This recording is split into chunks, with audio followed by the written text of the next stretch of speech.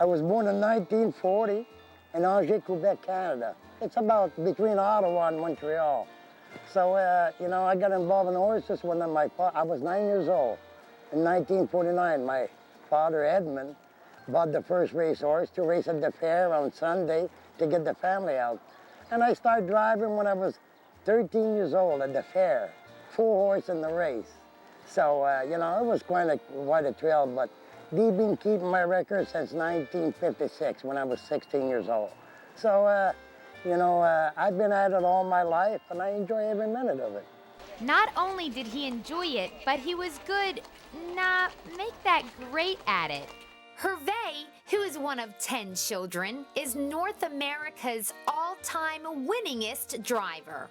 The legendary Filion has 15,174 wins, which is over 1,500 more than any other standardbred driver or thoroughbred jockey for that matter. He's been the world's leading driver 15 times, plus another time he was tied for that honor with Delaware's own Eddie Davis for the most wins in a single season. For 30 consecutive seasons, Herve was among the top 5 leading drivers in the sport. He's also won more money than any other driver 7 different years. 10 times he won the Harness Tracks of America Leading Driver Award. He was voted into the Harness Racing Hall of Fame in 1975. At that time, he was by far the youngest person to be inducted at the age of 35. Although Herve is from Canada, he came to the States at a young age and started making an impact on the sport from the moment he stepped over the border. The first time I came to the United States was back in 1961. I was 21 years old. I went upstate New York and Vernon Downs.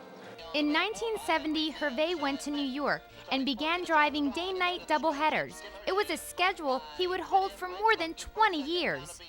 He has arguably been the hardest working man ever in harness racing, having competed in over 82,000 races.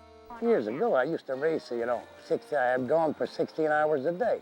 I used to leave Long Island around 10 o'clock and come back, you know, 1 o'clock in the morning, 12 o'clock. I used to go, sometime I used to get up early, 8 o'clock, and go and train at Roosevelt. And then I would jump in the car, or in a helicopter for a couple of years. I used to jump in the helicopter, come and race I raced at Freehold, or come back to Roosevelt.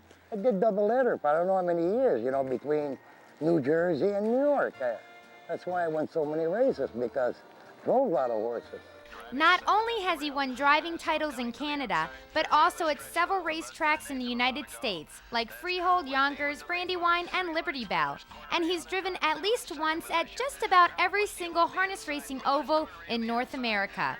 But with over 15,000 wins, is there one that stands out the most? Well, every race, you know, is a thrill to win, you know. But the one that sticks out of my mind, I have to be Nansemond beating Albatross and the Little Brown Jug. He was on top of his game, you know, and he was good. And Stanley, his horse, he was not up to par that day, and I was lucky enough to win. I win 2 Little Brown Jug, but that day was the fondest memory because beating Albatross, which, to my book, he was a super horse at his era, you know. So that's one of the great memories of the sport, you know, big thrill, let's put it that way. Nansemond is one of a long list of great horses Herve has sat behind. Others include Grade Singing, Do Run Run Bluegrass, and how about Hot Hitter? I mean, who can forget when Herve stood in the sulky as he rode to the winner's circle after winning the 1979 Little Brown Jug? Herve, who's the father of 6 children, turns 69 today and says that age is just a number and gives the horse all the credit, just like he's always done. I'm just a passenger. I always said all my life, you know. A driver can't run for the horse will run for him. So, like I said, you know, I've been a passenger all my life. Why should I stop now? I'll still be a passenger. That's all. I've been involved with a horse all my life, so I ain't gonna stop now, you know. I love me some Herve. Happy birthday, baby.